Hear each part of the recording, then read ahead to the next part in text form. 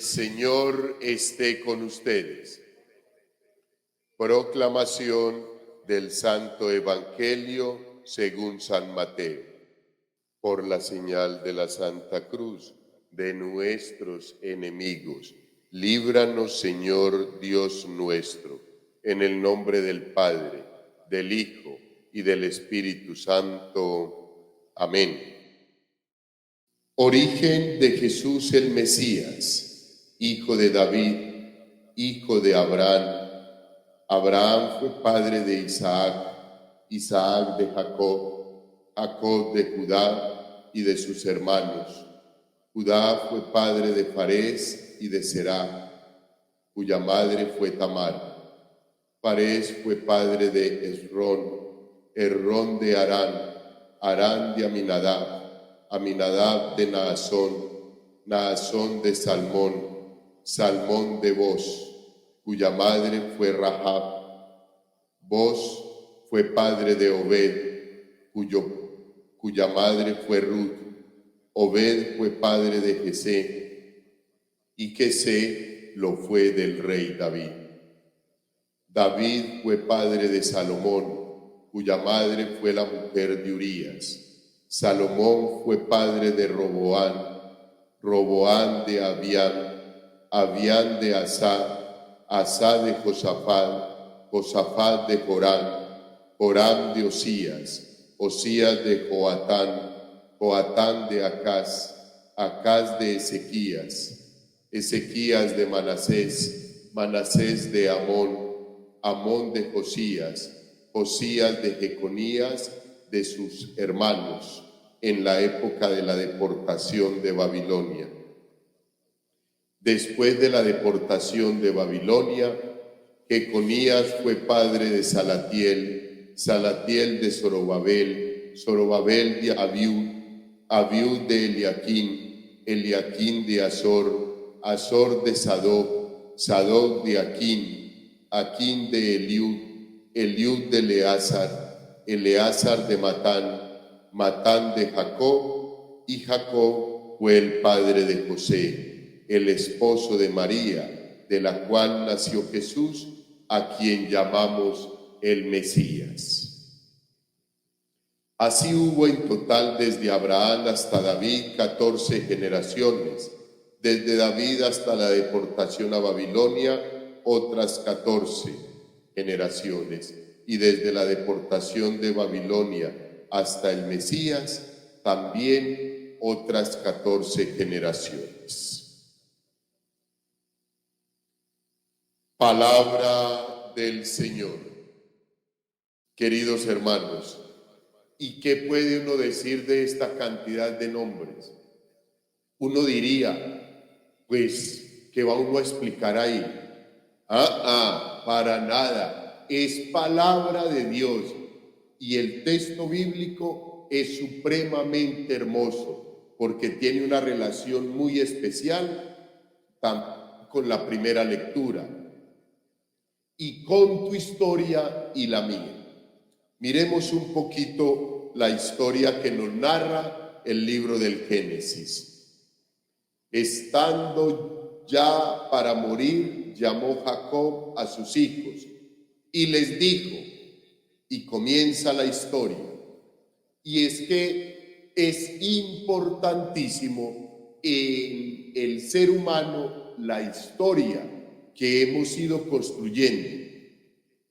Al comienzo de nuestros años, una historia que simplemente nosotros de brazos cruzados veíamos cómo iban construyendo las personas y los entes de autoridad que nos rodeaban.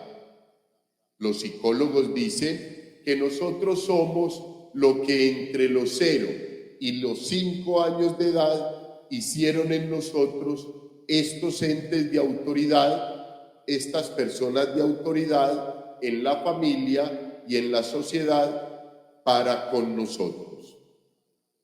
Y podemos apreciar que Jacob es un personaje muy especial en la historia de la salvación, pero no fue propiamente ortodoxo y derechito como lo pide los preceptos del Señor y como desearía uno, y como quisiéramos que siendo parte de esa historia hermosa del pueblo de Israel, fuera como un poquito desviado. Si nosotros analizamos a Jacob, él nace tratando de que no nazca primero su hermano y lo agarra del talón. Así sale Jacob, agarrando el talón del hermano. Luego, aprovechando la necesidad de compra la progenitura por un plato de lentejas, le cambia su estatus de ser primogénito, se la compra al hermano por un plato de lentejas. Y luego, engañando al papá, recibe la bendición del hijo primogénito. Entonces, queridos hermanos, no está como tan especialmente el testimonio de Jacob como para uno seguirlo. Fuera de eso y en adelante continúa un proceso complicado y duro, como a expensas de su suegro y tratando de liberarse de él. Pero ojo, queridos hermanos, que viene lo hermoso.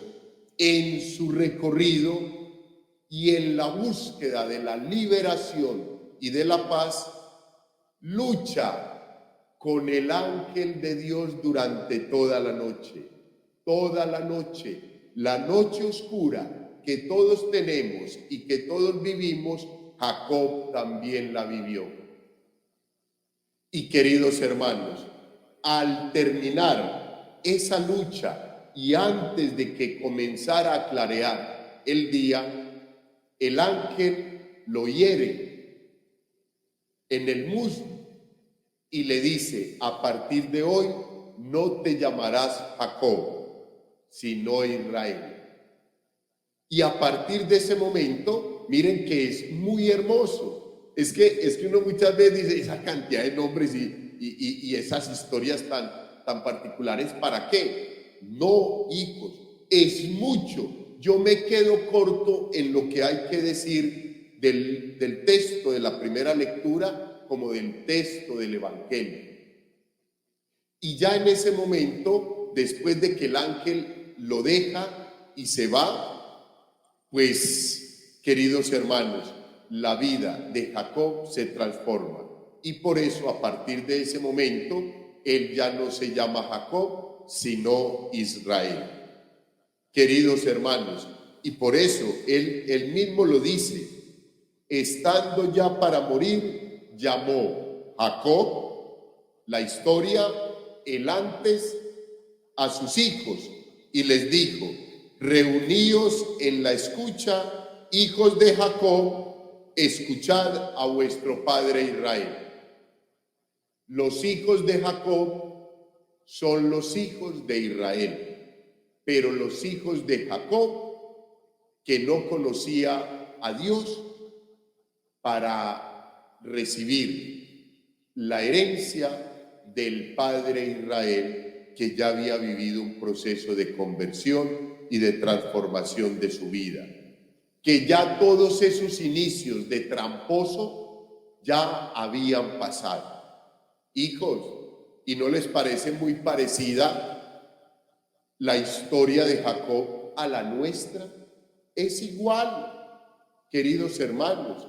Si fuera para no estar en el templo, motivos habrían, porque nuestra historia, al igual que la de Jacob, es oscura, y es el Señor Jesús quien le va dando la luz, quien le va permitiendo que brille, no para nosotros, ni para la familia, que a lo mejor no nos quiere ni ver, pero sí para Dios. Y en el texto bíblico del Evangelio, que están estas genealogías y están estas 3 etapas tan especiales en la vida de la iglesia, en la vida nuestra y en el origen del Señor Jesús. Igual, queridos hermanos, si nosotros nos vamos a analizar estos personajes que hay acá, Todos tienen oscuridades en la vida.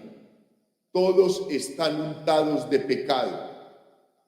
Todos tienen algo que pedir a Dios para fortalecer en sus vidas y poder ser cada vez constructores de esta historia del pueblo de Israel. Hijos, origen de Jesús el Mesías, hijo de David, hijo de Abraham. Origen del Señor Jesús. Y nos hace todo el relato de su historia. Comienza en un ser humano, en la condición del Señor Jesús, como ser humano, en el cual está en el entorno el pecado. De todos estos hombres, de todas estas personas que tenían que rodear al Señor Jesús, pero que nunca el pecado tocó al Señor Jesús. Y eso es muy hermoso, eso también es muy diciente para nosotros. ¿Usted por qué es así? No, porque en la familia todo el mundo ha sido así.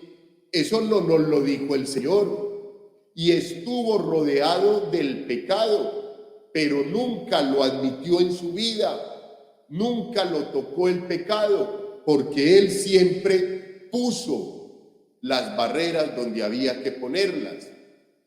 Por la gracia y la misericordia del Padre, en su condición humana y en su condición de Dios, siempre fue enfático contra el pecado y de una lo rechazó. Queridos hermanos, ¿cuál es el mensaje de este texto bíblico para nosotros?